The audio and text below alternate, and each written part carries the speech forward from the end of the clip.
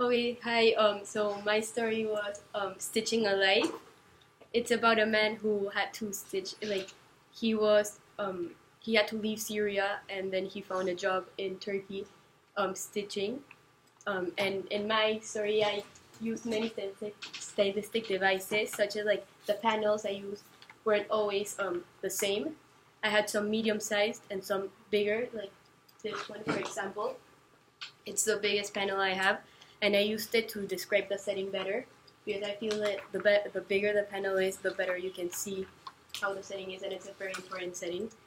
And also the gutters I used, some were white, like spread apart, like bigger, and some were smaller. For example, in here, my first three panels, you can see that the first and the second panel are like further away than the second and the third, and that's because the second and the third panels like are consecutive like scenes.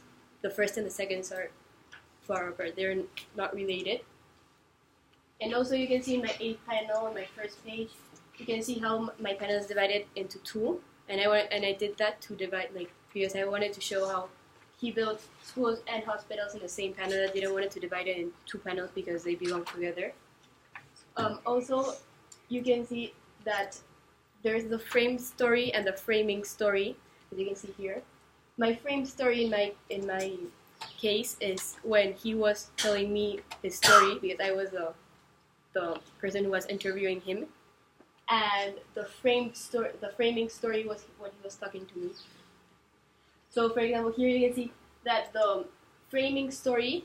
So, when he was talking to me, he had a mustache here and a little hair here to represent that he was older, and the framing story when wait no the framed story when he was telling like the story, he had a little hat. You can see here, for example, he was younger. So, yeah, that was my stylistic devices choices.